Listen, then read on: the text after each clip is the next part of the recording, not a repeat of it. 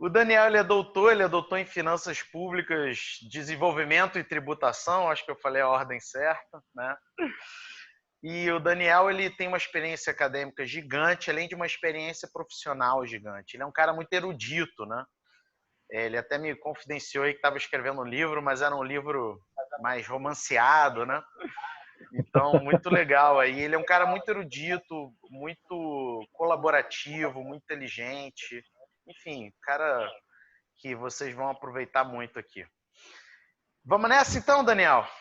Show? Vamos lá, vamos lá. Daniel, eu tenho começado assim com a primeira pergunta tem sido a mesma para todo mundo, né? Porque eu acho que é legal para conectar a galera contigo, né? E as pessoas verem que produção acadêmica não é um bicho de sete cabeças, mas que, né, a gente tem que dar o primeiro passo. Então, conta aí um pouco aí o resumo da tua história. Fala aí pra gente. Beleza. Antes de mais nada, Felipe, te agradecer pela oportunidade, pedir um pouco de desculpa aí pela dificuldade tecnológica. Você sabe que é difícil às vezes até me achar, né? Você sempre brinca com isso daí, mas a gente acaba conseguindo se conectar. E antes de responder, falar que a gente tem essa relação há muito tempo, né?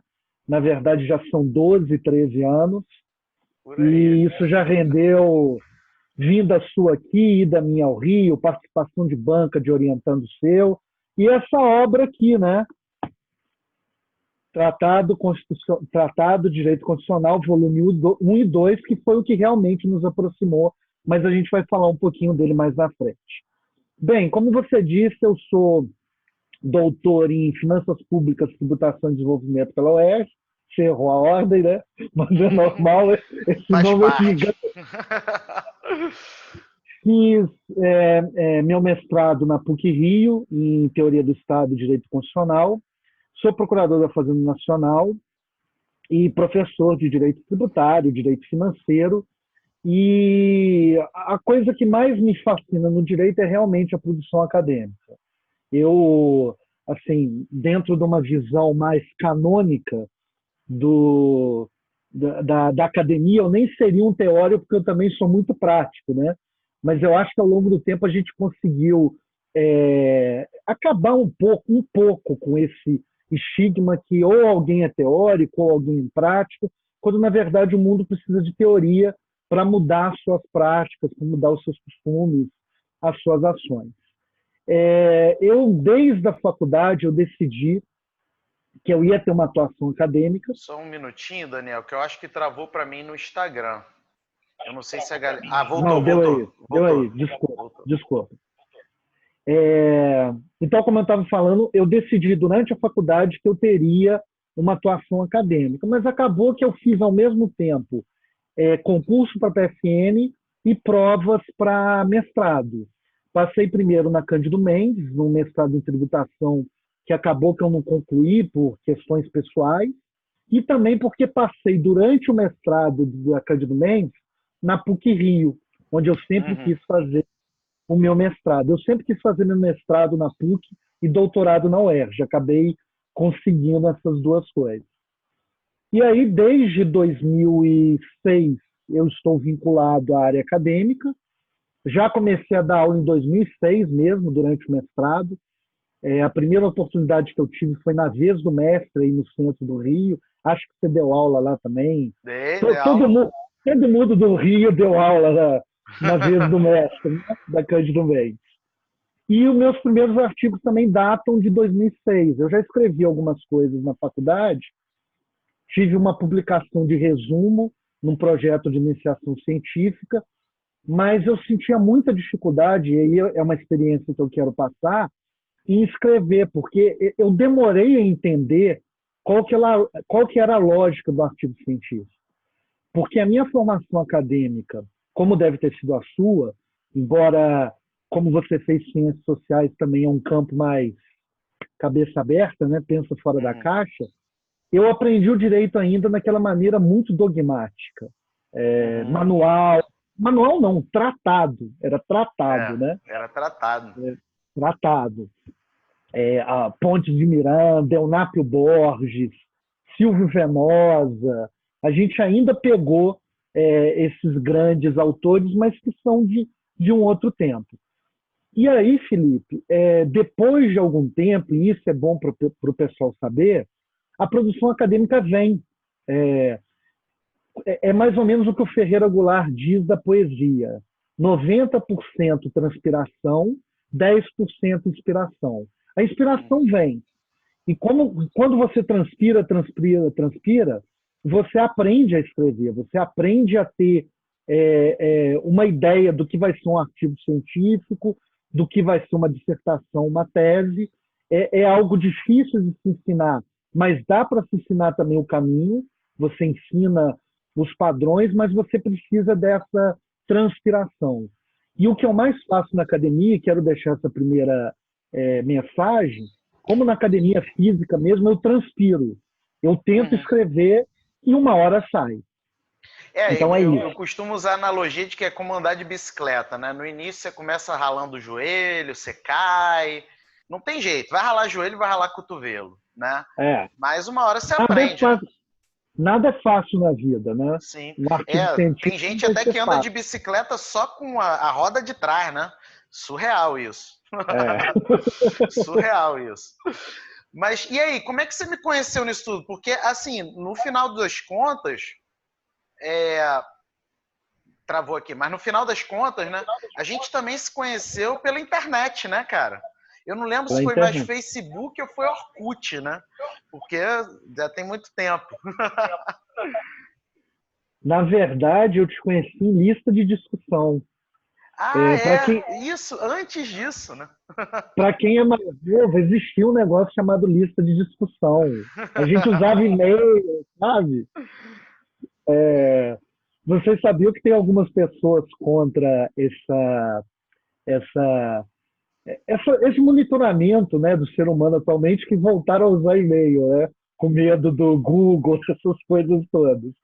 Mas a gente se conheceu por e-mail, a gente fazia parte de uma discussão, de uma lista de discussão jurídica, né, de pessoas do direito, vinculada ao grupo que a gente fazia parte, que era a Ordem Demolei. E aí você postou alguma coisa que eu vi que era próximo do que eu estava estudando na PUC, que era o ativismo.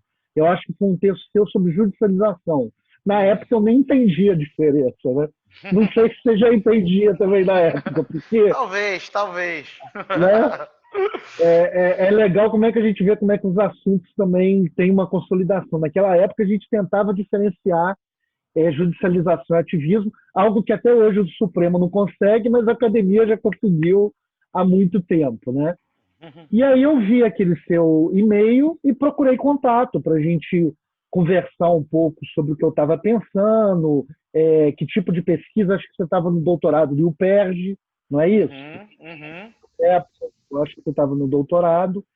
E pela proximidade do grupo de jovens que a gente participava, depois de um tempo a gente marcou um chopp, outra coisa tradicional do Rio de Janeiro, se conheceu mesmo, além da parte virtual, e passamos a ser parceiros acadêmicos desde então. E o fato de você estar já no doutorado, eu acho que você estava quase acabando, e eu no mestrado, foi uma influência muito positiva para mim.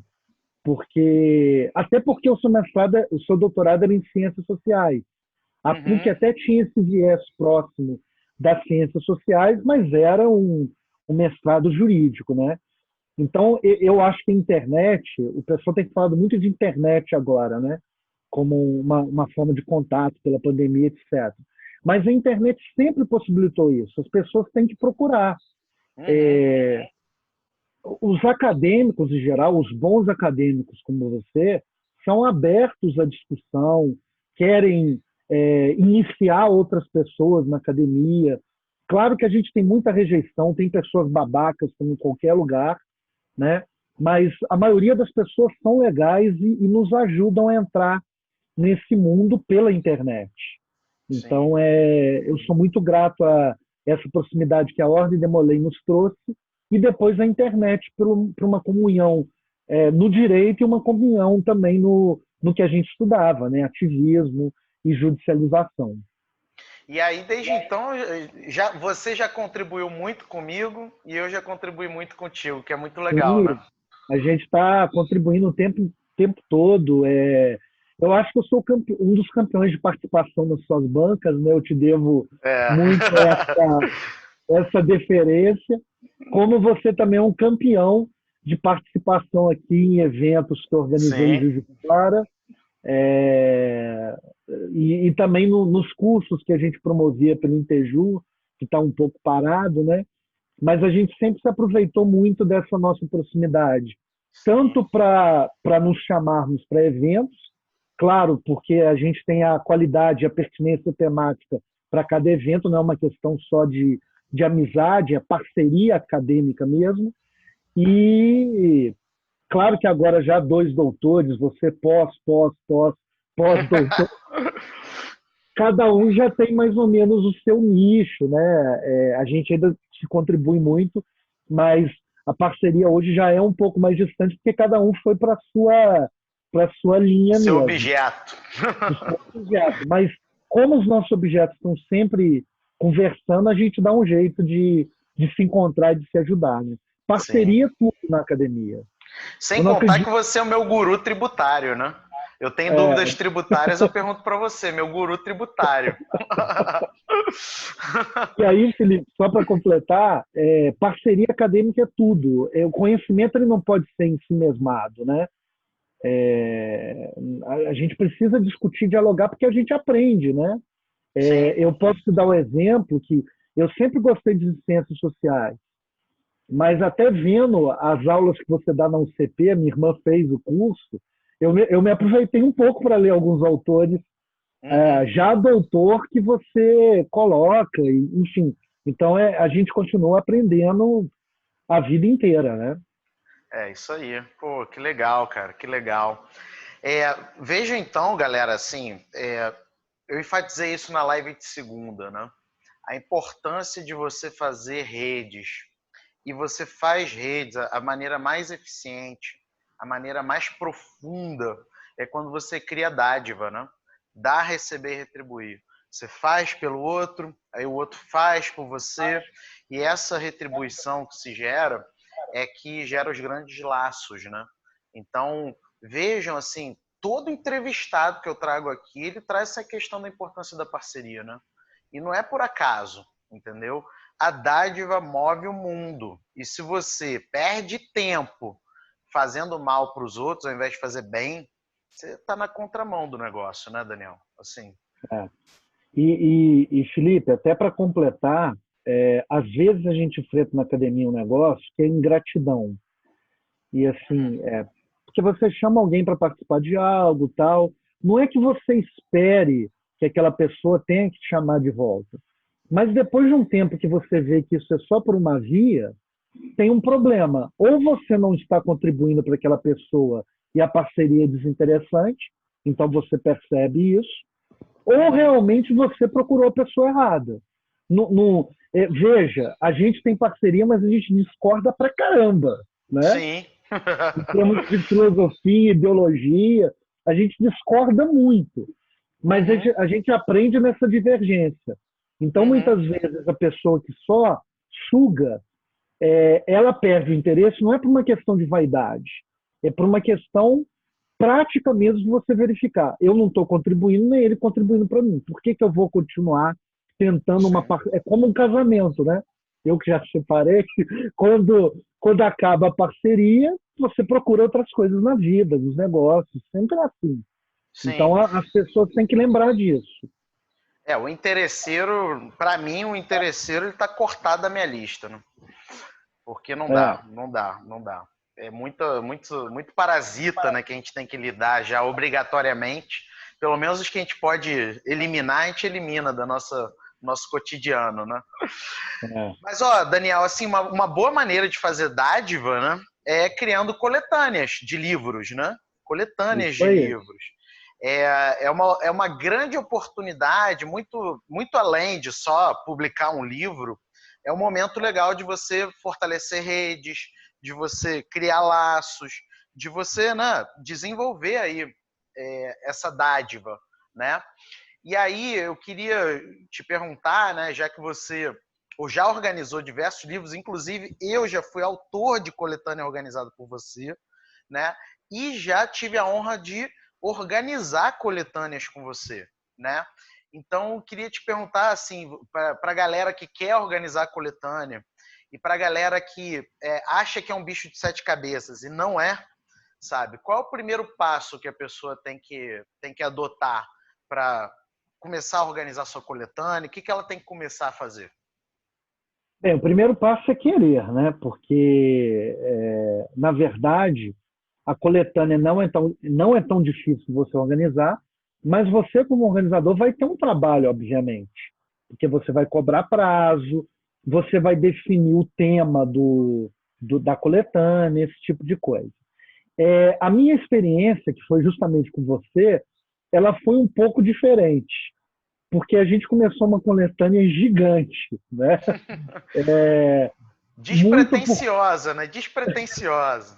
despretensiosa. Chamamos Mark Fitznet, É. Luiz Roberto Barroso, Só para grandes contextualizar para a teóricos galera, a gente queria fazer uma coletânea com os grandes nomes do direito constitucional do Brasil e do mundo, só isso. e do mundo.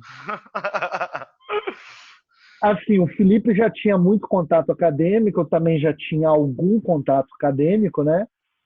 Mas antes de eu falar o passo a passo, eu acho que essa experiência é importante para mostrar como querer e sonhar é importante, né? O Felipe conseguiu a editora, que é a coisa importantíssima nisso aí. Travou aqui um pouquinho, desculpa. Que é a coisa importantíssima nisso. E a gente falou, vamos fazer uma coletânea? Claro, vamos. Que tal com os maiores teóricos e professores do direito constitucional? O Felipe já tinha contato e eu que não tinha muito, eu falei, claro que eu vou, por que não? Né? Por que não? Foi o que eu A gente pensei. devia estar tomando chopp nessa hora, né? É.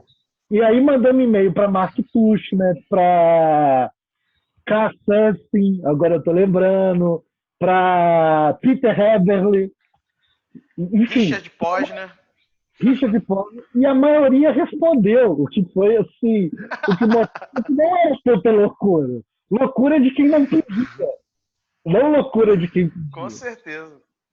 Mas assim, foi um projeto Aliás, audacioso. um detalhe de bastidores, desculpa te interromper, mas só para ajudar a Ai, galera. A gente teve mais resposta dos bambambãs do mundo do que dos bambambãs brasileiros, né? é verdade, é Olha verdade. que curiosidade essa, né? A É. acessibilidade de certas pessoas no mundo, que são assumidades mundiais, maior do que certas pessoas brasileiras aí, né? Eu acho que foi o Tushnet, ele respondeu tipo uma hora, já mandou artigo, É. assim. É um negócio. O Peter Heberle demorou, aí pediu para um centro de difusão da obra dele na Europa, mandasse o texto em espanhol, né? Foi É. alguém de Espanha. A gente tinha que escrever um livro sobre esse livro, o É. Felipe, né? E a gente ainda entrevistou o Bernardo Cabral, que era Sim. o founder, né? Você usou essa expressão, o founder da Constituição brasileira, alguém que foi muito esquecido, injustamente, né? O Bernardo Cabral tinha algumas questões políticas que a gente pode sempre discutir, mas ele foi o presidente da Constituinte, né? Então, a Constituição saiu por conta dele, né? Sim, O Nelson relatou Jobim, tudo, né? o Nelson Jobim era um menino que era, na verdade, tutelado na época pelo Nelson Jobim, pelo Uhum. FHC, desculpa, pelo Bernardo Cabral, pelo FHC, por todos esses grandes homens, né? Então, assim, a gente teve ainda essa oportunidade muito legal. Mas agora respondendo na prática, né? Não precisa começar assim tão audaciosamente, mas se quiser, comece. Eu sou a favor sempre do sonho. Hoje, primeiro, qual a vantagem que a gente tem hoje para fazer uma coletânea? Está muito fácil publicar, né? Alguém pode pensar, pô, mas está muito fácil, tá? Porque antes era difícil você colocar um livro no mercado, porque as editoras tinham que comprar a sua ideia, não existia a possibilidade de você contribuir com seus próprios recursos, era a editora mesmo, você não podia fazer um livro seu. Hoje em dia você pode ser o parceiro econômico da editora junto com os outros autores. Não tinha tanta editora e não tinha os livros eletrônicos. Hoje, se fizer uma coletânea, você pode colocar, por exemplo, na Amazon. Não tem problema nenhum. né, em outros meios, ou na editora Ágora, que eu recomendo bastante, que é onde a gente publica. Então, o primeiro passo é você ter o seu projeto, de escolher se vai ser bancado por você ou se você vai colocar numa editora, chamar um parceiro que realmente seja alguém colaborativo, como você bem disse. Não dá para chamar um cara que se aproveita, né? Tem que ser alguém colaborativo. A gente se ajudou muito mesmo, né? Isso durou 1 ano e meio, porque foi uma coletânea gigante. Uma coletânea simples dura de 6 meses a 1 ano, né? E porque a Você gente dá tinha um, tradução também, né? A gente traduziu é, essa galera, até do alemão a gente teve tradução, né? a gente teve que achar professor tradutor, né? Essas coisas todas. Então, eu acho que num prazo de 6 meses, você dá uns 3, 4 meses para o pessoal escrever o artigo, você começa a verificar como aqueles artigos vão se encaixar, né? Eu acho isso importante. Aí pode ser um pouco de toque meu, mas você também tem seus toques. Eu crio uma ordem para os artigos. Eu não pego aqueles artigos e junto. Para mim, eles se comunicam e eu vou. É algo que, como organizador, eu sempre prezo. Ou eu crio sessões, ou eu coloco um atrás do outro que tem alguma comunicação. Então eu leio tudo, né? Eu acho que é o básico do organizador também, ler tudo, não é colocar qualquer artigo, porque tem artigo que vem fora do padrão e aí é meio difícil, mas tem que pedir para a pessoa alterar esse tipo de coisa. Então é importante também escolher quem você vai chamar, né? É, Às vezes você chama alguém que pode te dar trabalho. A parceria nesse ponto é muito importante. E aí receber o passe e bater para o gol. Depois fazer a divulgação, fazer um lançamento, né? Ainda mais numa coletânea que tem muita gente, se cada um trouxer 1 ou 2 amigos e tiver um livro com 10, 15 pessoas, a gente tem 60 pessoas num lançamento. Então, você tem que chamar pessoas colaborativas nesse ponto também, porque o importante da sua obra é circular. Se o cara não consegue mandar o artigo dele para alguém e fazer ler o livro, ele não é um parceiro interessante, né? A gente não quer escrever livro por deleite e por preencher latas, embora isso seja uma exigência hoje e é muito criticado. Mas o que a gente quer, no fundo, quem gosta da academia, é colocar a sua ideia para frente. E você coloca a ideia para frente tendo o livro e tendo gente que lê e cita, né? É. Então é isso, um pouco resumindo muito, né? Uhum. Então, ó, só para ajudar a galera a refletir o que o Daniel está falando. Primeiro, tem que estar afim mesmo, né? É o que eu digo lá para a galera do Telegram. Tem que ter intencionalidade. Porque não é fácil. Você começa convidando essa nossa, que foi o. Eu estou falando dessa nossa, gente, porque é um exemplo assim mais robusto, né? Mas vocês A podem Big fazer menos do que Cave. isso. Isso daí foi algum chopp errado que a gente tomou e aí deu nessa ideia aí. Mas assim, essa nossa foi um negócio gigante, multilingüe e tinha que traduzir tudo, enfim. Tinha um esforço grande de planejamento, de mapeamento quem a gente ia convidar, aí manda os e-mails. Então, esse esforço de planejamento é grande. E acaba que a gente chama 200 pessoas, como foi o nosso caso, né? Foi mais ou menos isso. E a gente deve ter tido uns 150, 130 artigos, né? Eu não Isso eu lembro não bem. lembro. Mas assim, tem uma taxa de abstenção, digamos assim, né? Ou É. seja, você sempre tem que chamar mais, né, Daniel? Sempre tem que chamar mais. Tem gente que fica no limite e não adianta, ainda mais nesse mundo corrido que a gente está, nem todo mundo tem a disponibilidade de tempo, porque as pessoas às vezes elas dão prioridade para outras coisas, né? É. Já discutimos que o problema não é falta de tempo, é falta de prioridade. E aí isso atrapalha, né? Nesse momento estou acabando 2 artigos para coletânea. Então, assim, depois de um tempo, acaba que você é muito chamado e às vezes eu não posso atender alguém, né, com aquele prazo. Então é importante você ter essa margem de manobra, claro, né, sempre tem que ter. E também porque tem gente que simplesmente esquece, né? É um hábito horrível, péssimo, etc. Mas a gente tem que lidar com essa questão da natureza humana. Então, se eu quero um livro com 15 pessoas, eu preciso chamar umas 30. A minha experiência é essa. Uhum, Ah, mas se vierem 30, que bom, faz 2 volumes, né? uhum. Cria, lança um agora e um depois, né? Tem, tem esse tipo de possibilidade. Então é importante você chamar. Primeiro, o que eu sempre faço, que eu acredito que você faça também, porque a gente já fez junto, né? Eu chamo um núcleo base que eu sei que não vai falhar, que são Sim. aqueles amigos dos amigos dos amigos. A listinha. A listinha. Tem que fazer uma listinha. Depois eu chamo algumas pessoas que eu vejo que têm conexão com minha matéria, que ainda não estão nessa rede de conexão, mas podem contribuir. Essas pessoas podem mandar ou não. E depois eu ainda tenho, Felipe, aquelas cartas na manga, né? Vou te dar um exemplo, tem que dar exemplo prático. Esse livro aqui que você participou também, História Sim. Brasileira, foi organizado por mim, por uma proposta do Antônio Gasparetto, que é Demolei também e amigo nosso. E o Antônio está fazendo uma coletânea agora, que eu fui o coringa dele, porque uma pessoa falhou, né? Ele não me chamou, não é por falta de parceria e interesse, é porque realmente era um objeto um pouco fora do que eu trabalho hoje em dia. Mas Uhum. acabou que é o objeto que eu estou trabalhando, porque é o estado de exceção, né? Então, assim, a gente está lidando com isso, de certa forma, nesse momento, né? Do ponto de vista de restrição de liberdades e tal. E eu fui o coringa dele. Olha aí. Fiz muito pela amizade, porque assim, eu estou num momento difícil de atender todos os pedidos, mas fiz também porque é um objeto que me agrada e porque eu estou ajudando alguém que me ajuda e que é um parceiro. Então, é importante, você vai criar ao longo do tempo seus coringas. Eu posso ser o coringa do Felipe, ele meu, e por aí vai. E, Uhum, aí, e se você tiver isso, a sua coletânea vai dar certo, né? uhum, Agora, Felipe, o que é importante que eu vejo muito, alguns organizadores procrastinam as coisas. Se você, organizador, fixa uma meta, né?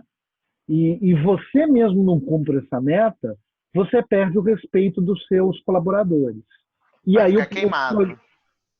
e o projeto não vai para frente, Uhum, porque não é o seguinte, você mandar um e-mail e falar, ah, não, agora vai vir. Manda um lembrete educado, claro que não é uma cobrança com a educação, que o prazo está se encerrando. Cria um grupo de discussão no WhatsApp para você ter aquilo e as pessoas vão mandando e você vai fazendo um checklist. Incentive as próprias pessoas. Olha, eu recebi o artigo do Felipe, ele está tratando desse tema. Por que você, Daniel, que dialoga com ele, não referencia o artigo dele, que é até um uhum. pedido da CAPES hoje em dia? Então, o organizador ele tem que ser proativo. Se ele não for proativo, a obra fica ruim e não sai. Se ele for ativo, a obra fica excelente e sai no prazo que ele delineou, ou com um pouquinho de atraso, que assim, isso é normal. Também a gente não tem que criar um bicho de 7 cabeças. Um pequeno atraso é normal. Uhum. Mas a procrastinação é horrível. É Sim, péssimo sim. para É, qualquer coisa. isso acontece, inclusive, né? Eu não sei se você concorda comigo, mas é muito importante que a decisão sobre qual vai ser a editora seja antes da decisão de organizar a coletânea, né? Se Sim. possível. Por quê? Porque eu já vi organizadores, eu mandava o capítulo lá, bonitinho, no meu prazo. Aí tem esse problema, que eu mandei, mas o cara não mandou. Aí começa a atrapalhar. Mas tem um outro problema que é o seguinte: aí o organizador pega os artigos e aí ele vai procurar uma editora para publicar. Ah, E às vezes aí demora 6, 8 meses, e aí a minha estratégia de publicação fica mais abalada, né? Então no é sempre um popular, desafio isso, né? no popular isso dá ruim, Felipe. Se eu for procurar a editora depois, se não for uma editora muito certinha, ela vai pedir para você fazer adaptação em todos os textos, porque Uhum, isso vai impactar na editoração dela. Nem toda editora faz a editoração certinho. Isso é um fato. Você tem que saber que a editora vai te passar um perfil do artigo e você vai ter que seguir esse perfil. E é trabalho do organizador, muitas vezes, porque uhum, é péssimo, mas vamos supor, você pede de um autor estrangeiro a editoração tal, Ele manda errado, ele está errado, mas você vai pedir para ele refazer aquilo, né? Você coloca lá na editoração, manda para ele e pede aprovação. A verdade Uhum. é essa. A gente tem que saber também dessas questões.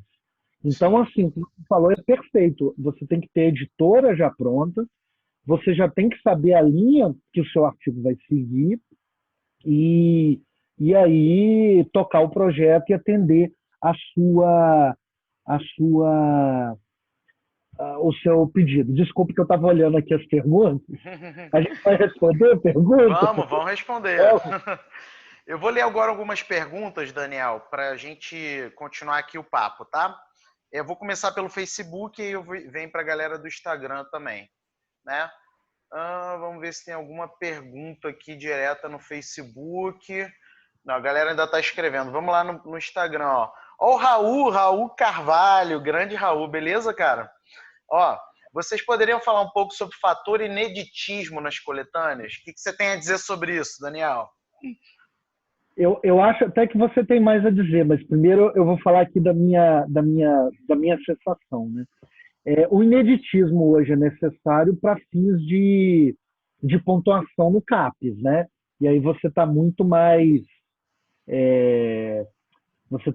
a par disso. O ineditismo, na verdade, não é da coletânea, porque você, quando organiza, tem uma pontuação e você, quando participa, também tem uma pontuação.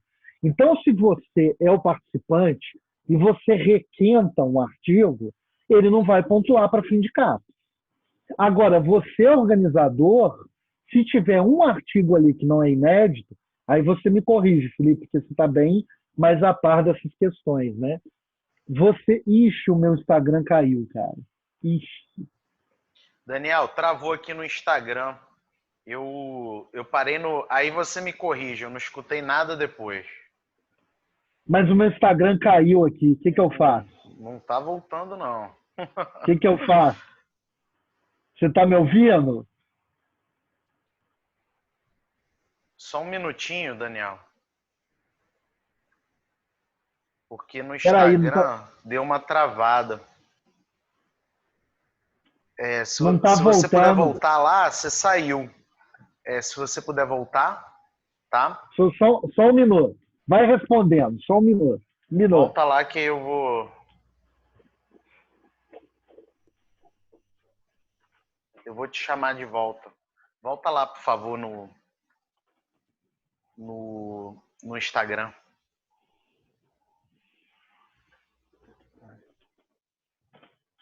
Foi mal, galera. Os desafios da tecnologia.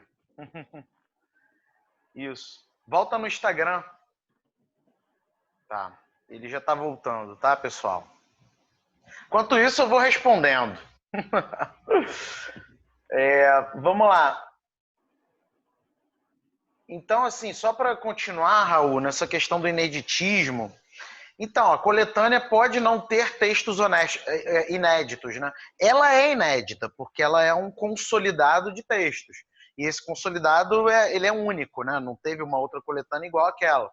Os textos não necessariamente precisam ser inéditos. Agora, é uma boa prática acadêmica que se você publicar um texto que não é inédito em coletânea, você puxa uma nota de rodapé no título, aí põe assim, a versão original desse artigo foi publicada na revista tal, ou no livro tal, entendeu?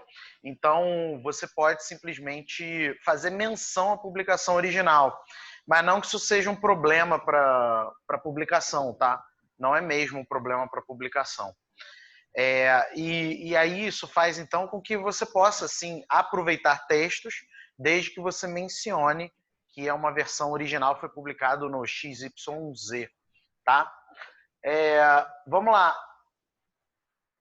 professor, a Luciane Aragão, ó, você é muito categórico ao afirmar que segue a linha da produção acadêmica. Não se deixe limitar pela cultura acadêmica.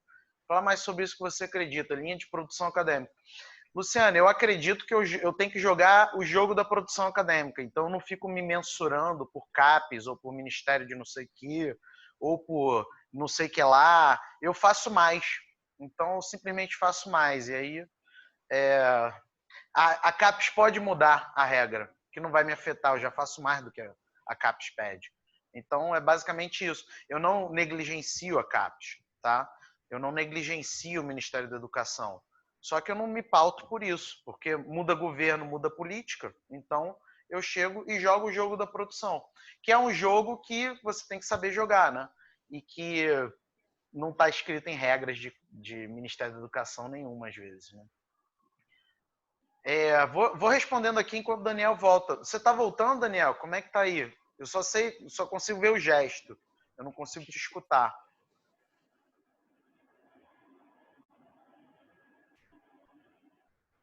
Vou progredindo então. Mas você está no Facebook, tá, Daniel? Só para você saber. No Facebook você está Beleza, transmitindo. beleza. Tá? Eu tô aqui, gente. Estou E voltando. você não. Mas volta pro Instagram. Tá quase, tá quase, tá Volta pro quase. Instagram aí. Eu vou ajudando então a galera enquanto o Daniel tá voltando, tá? Como deve ser feita a organização do livro, Paty? Então, essas coisas que a gente já conversou, né? Faz a lista de autores que você vai convidar, pensa no tema.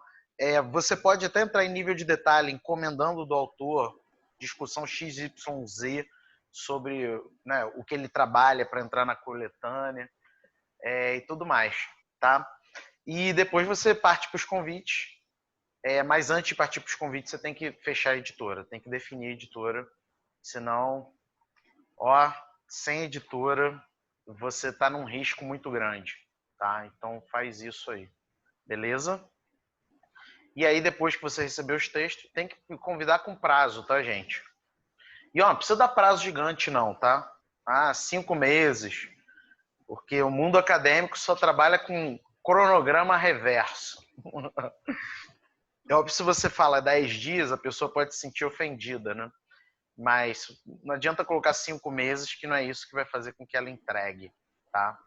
Então, um prazo de 2, 3 meses está mais do que suficiente. Acima disso, não faz tanta diferença. Ó, o Daniel já voltou no Face, está voltando só no Instagram. Ele já está escutando a gente aí. E daqui a pouco ele está com a gente de volta aqui no Instagram, tá? Vou continuar respondendo aqui enquanto o Daniel não volta, tá? Sugestão dão para elaborar um livro. Parte da tese. Aí Juscelino, estou mais na coletânea hoje, né? Vamos lá, vamos continuar aqui. Ó, o Leandro, é possível um graduando com um doutorando elaborarem uma coletânea? Leandro, até quem não é graduando pode elaborar uma coletânea, tá? Se você tem a aprovação da editora, por que não? Entendeu? Acho que é uma maneira de você também já mandar a brasa chegar junto, né? Eu lembro na minha época de graduação, sei lá, eu estava no terceiro período, eu arrumei uma editora, sabe? Uma editora para publicar uma coletânea. E aí eu chamei meus professores, né, para participar, para escreverem. E assim, infelizmente, né, eu recebi muitos nãos, entendeu? Porque fui julgado pela minha titulação, sabe? Hoje são até professores que eu encontro às vezes em situações em que eles, né, até se arrependem um pouco de não terem, né, me valorizado tanto na época. Mas o fato é que às vezes o que você pode ter, Leandro, é o seguinte, é esse preconceito, né? Que é um preconceito na minha visão, certamente na visão do Daniel, certamente na visão de todo mundo que eu trago para conversar com vocês. É um preconceito absurdamente sem noção, para ficar com essa palavra, né? Para não usar uma palavra mais merecedora do que deveria mais ser forte, esse preconceito. Né? Então, assim, eu acho que você vai enfrentar desafios de preconceito, mas, cara, é aquela história, você tem que fazer. É tua vontade? É o que você quer? Você tem que fazer, entendeu? Na vida, a gente não pode se limitar em nada por causa de opinião, julgamento ou preconceito dos outros. A gente vai lá e faz, e a gente mostra o resultado, né? Uma dessas pessoas que me disse não, eu fui participar de uma mesa redonda com ela, e assim, no final da mesa redonda, veio me elogiar e tal, não sei o quê. Eu falei, poxa, pois é. Aí queria fazer parceria, né? Falei, poxa, tá vendo? Eu tentei fazer parceria contigo há tanto tempo e nem deu certo, você nem me deu bola, né? Agora quase que baba baby, né? Mas acabou que eu estendi a mão, porque eu sou uma pessoa que não guardo rancor, não. Né? estendi a mão, mas às vezes o mundo acadêmico não é assim, né? Pré-julgamentos muito fortes, sabe? Então, eu acho que você não tem que se medir pela sua titulação, você tem que medir pela sua força de vontade. Você vê, eu e Daniel, sabe? Eu doutorando e o Daniel mestrando, a gente fez uma coletânea com os maiores constitucionalistas do mundo, entendeu? E por quê? Pegamos um e-mail de sujeito, mandamos um e-mail na cara dura, sabe? E o cara, assim, foi gol, acabou, entendeu? E a gente conseguiu por causa de força de vontade, não por causa da nossa titulação, tá? Eu acho que ninguém perguntou, né, Daniel, qual era a nossa titulação e mesmo que tivesse assim, sabe, ele não ia nem entender português, né? Peter Haberle, não sei se ele entende português para pesquisar no Google a titulação, né? Então, você consegue as coisas pela sua força de vontade, pelo seu planejamento, pela sua estratégia e não de outra maneira, tá? Vamos lá.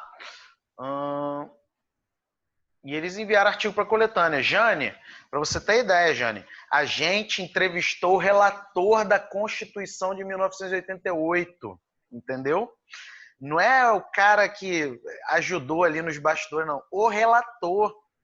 O cara deu uma entrevista pra gente, a gente colocou na coletânea. Aqui, ó, nem doutor a gente era, pô, entendeu? Mas o que é isso? Ó, vamos fazer a parada, vamos planejar, vamos criar estratégia. E aí você, quando cria estratégia, e você não se anula pelo senso comum do que te dizem, você vai lá e faz, entendeu? Você vai lá e faz.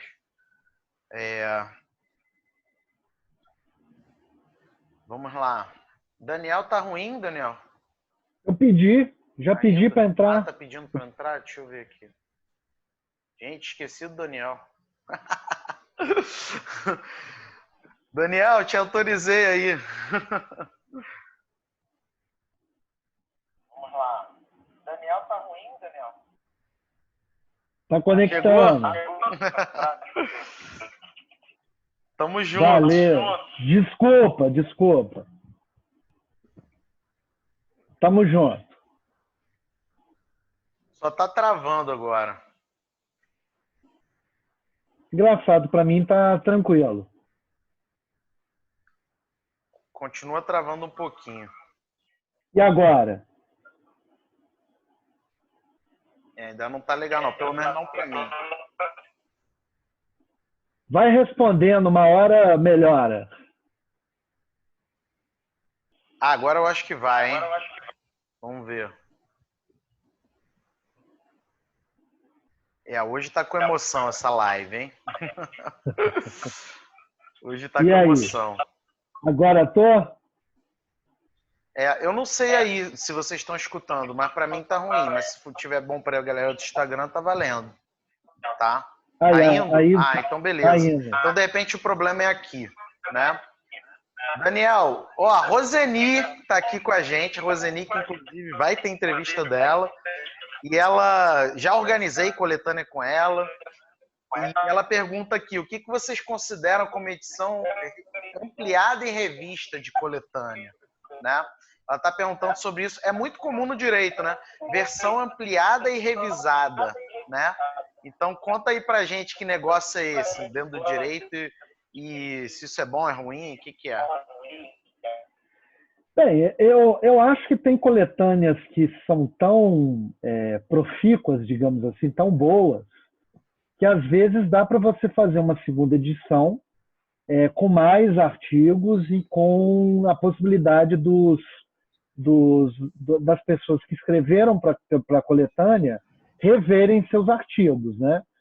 Eu não sei qual que é o problema disso em termos de pontuação, CAPES e tal, mas eu já fiz isso, acho que uma vez com uma das minhas coletâneas, e eu gostei particularmente do resultado, né?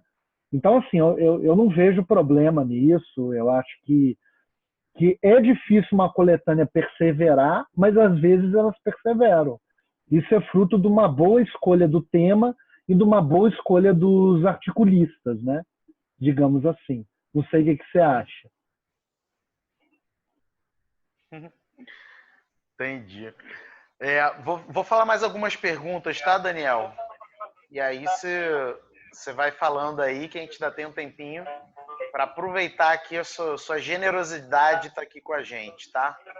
Então, ó, vamos lá. Cadê? Ó, a Edna, tá? A Edna tá perguntando. Nossos alunos no curso técnico desenvolvem projeto de iniciação científica. Onde publicar essa coletânea? Por exemplo, iniciação científica. Bem, eu acho que ela tem a opção de fazer um e-book, né? E aí tem a Amazon e todas essas editoras grandes, né? Ou ir para uma, eu não sei qual que é a área dela, né? Técnica, ou ela ir para alguma editora mesmo. Eu lembro que a Elsevier, né, o Felipe, onde a gente fez esse livro, ela tinha uma pegada também para a área técnica, né? Não sei se eu estou me equivocando, mas eu acho que ela tinha essa pegada e fazia algumas coletâneas também para cursos técnicos. Então, acho que tem essa possibilidade, ou o e-book, né?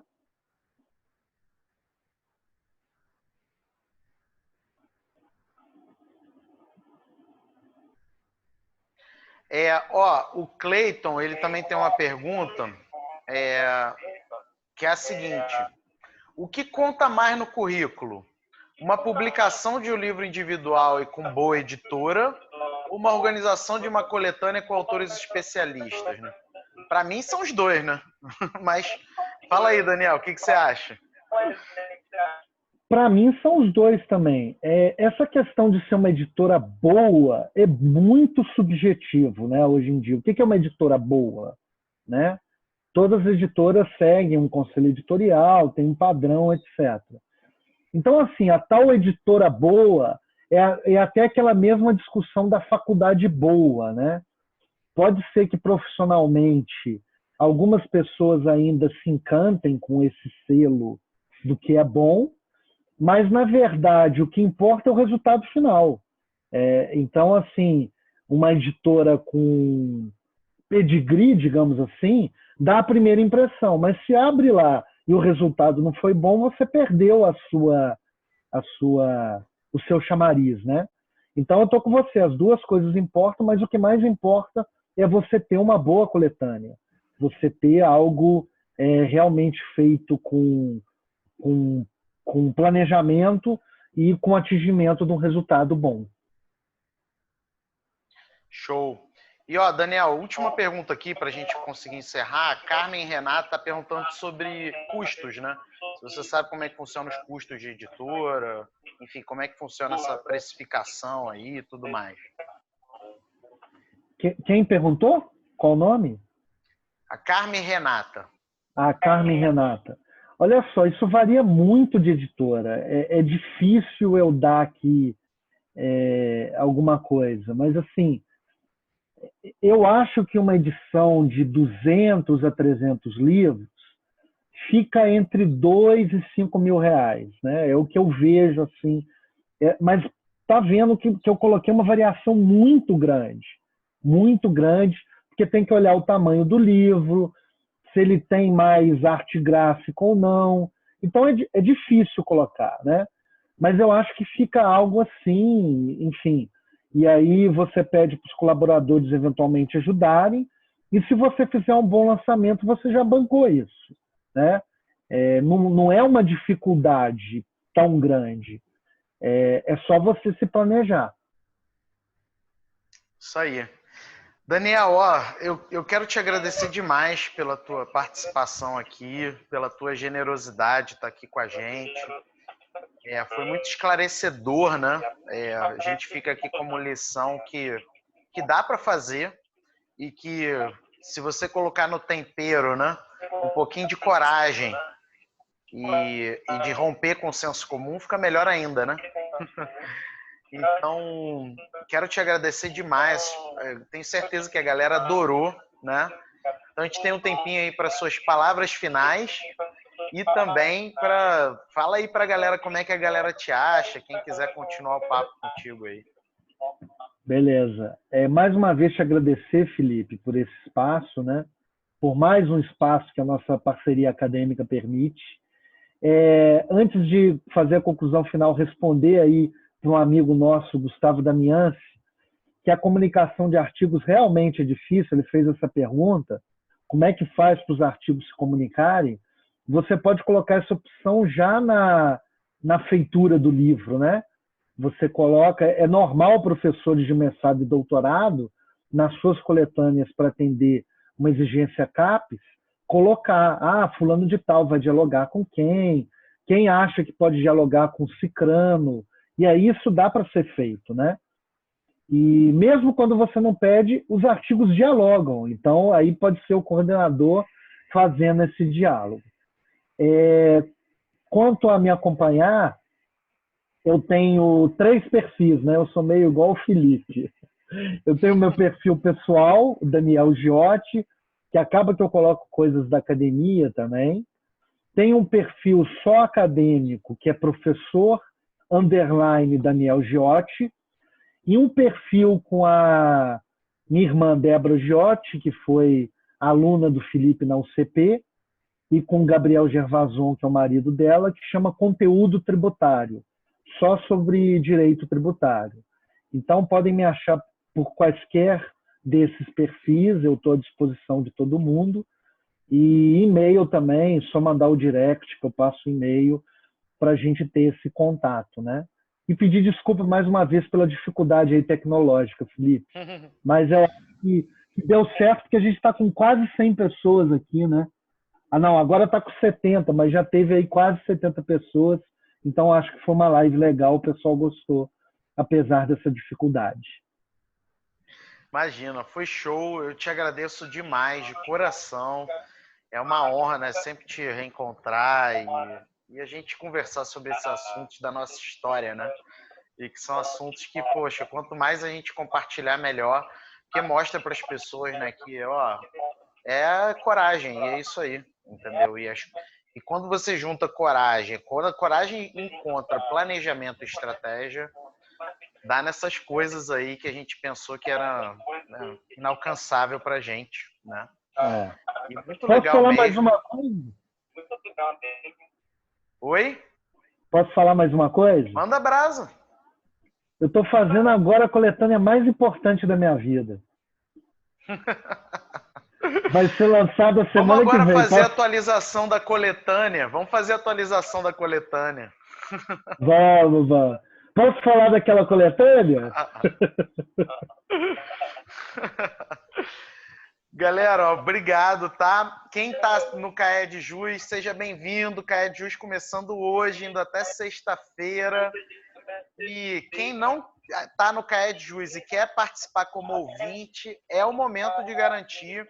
Então, se quiser, manda um direct, eu mando as informações para participar como ouvinte, tá?